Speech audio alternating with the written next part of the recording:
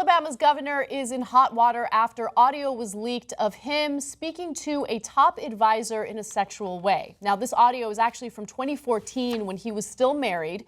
He did get separated from his wife in January of 2015 and later had an official divorce in September of 2015. But again, this audio is from 2014. Now, the reason why this is relevant is because here you have a Republican governor, a family values guy, who gets caught in an audio saying some pretty questionable things to his advisor. So we have the audio for you. Take a listen.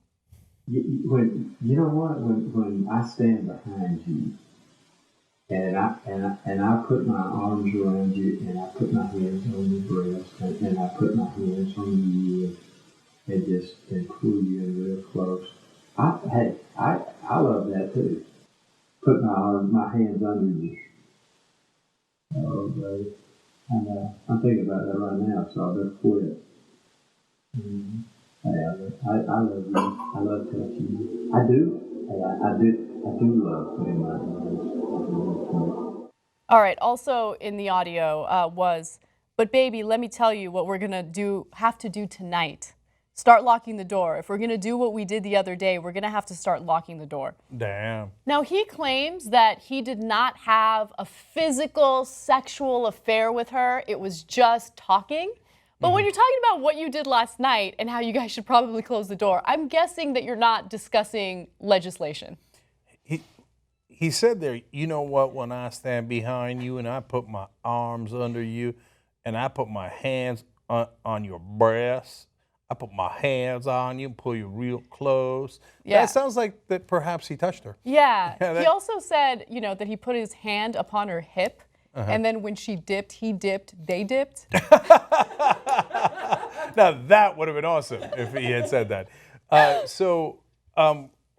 I'm about to pardon this guy in a second, okay? But before we do, can we all admit that was the most gentlemanly phone sex you've ever heard? He sounded kind of sad as he was saying it, though. It was so polite. Phone sex is supposed to be dirty. You know what I'm going to do to you next, right?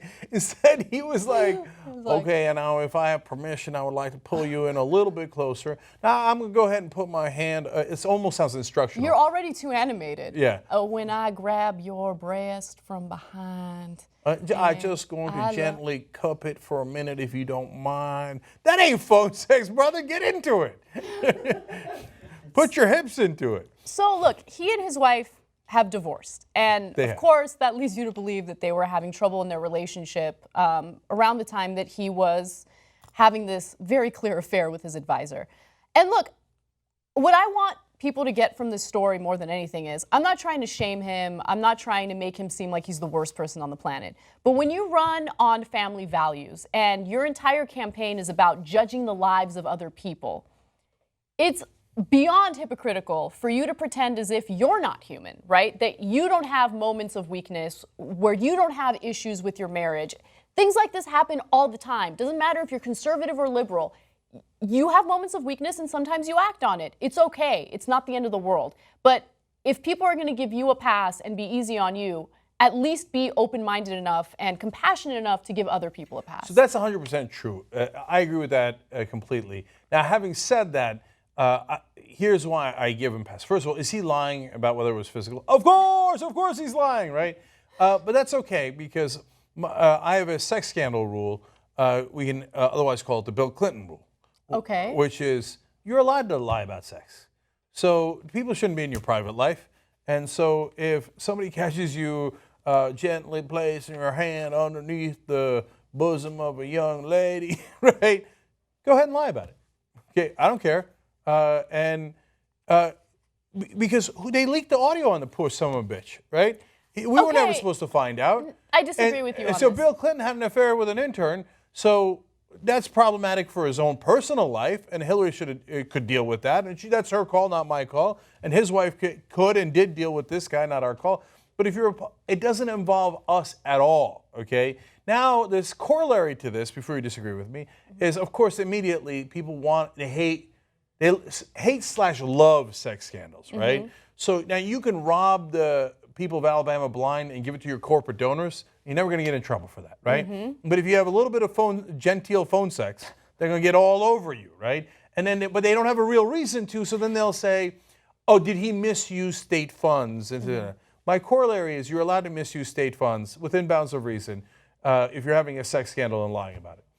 Okay, did he use a government phone while talking about her boobies? Let him go, let him go. It all depends on how those funds were used, right? Okay, he made a phone call on a government phone. I don't care about that, right? I'm not going to charge the dude 34 cents for the most boring phone sex of all time. I think most people can agree that's not a big deal. But did he use taxpayer money to wine and dine her? Like, did he use taxpayer money to take her on trips? Like, those things are definitely relevant. No, totally bounds of reason. I mean, the Mark Sanford, who was the governor of South Carolina, he's taking jets to meet his Argentinian lover, saying he's on the Appalachian Trail. There's emergencies in his state and nobody can find him. That's outside the bounds of reason. Right. This guy is even reasonable during phone sex. Yeah. So look, if you want to lie about your personal life, your sex life, your, sexcapades, that's fine. But you look like a clown when you lie after there's some significant evidence proving that you did this, right? So at this point, like, he already apologized, even though he denied having like physical sex with her. You like how I do my job? Yeah, I know, right? Like, as if you guys don't know. Sex with her, right? Yeah, that's okay. We get it. Anyway, but yeah, like, you're just making matters worse, right? Yeah. Hey, I had issues with my marriage. I don't think it's anyone's business. I apologize for what happened. It's over. Let's move on. And he's already been duly punished for it. He got a divorce from his wife. I'm sure that was incredibly painful, right? And to be fair to the guy, there was a lot of sweet parts to this. He says, I love you. I love to talk to you. I do. Who says I love you in phone sex? This guy doesn't get it. I don't know if it was meant to be phone sex. I think he just wanted to have a conversation about how much he appreciates her, both physically and mentally. Yeah, but you're mixing things that you shouldn't mix. Like, the I love you conversation is a different conversation. The talk about her tits is an entirely different one. Let's separate those out. You should do a tutorial on phone sex, Cenk. I've got rules on it. Anyway, so bottom line is, it was kind of sweet. But it's also bitter because it led to his divorce. So I guess that was Bittersweet Home, Alabama. Oh my God. No. That's the right one. Kind of like his phone sex. True. He's like, and then I will place my hand under the cup of your breast. She's like,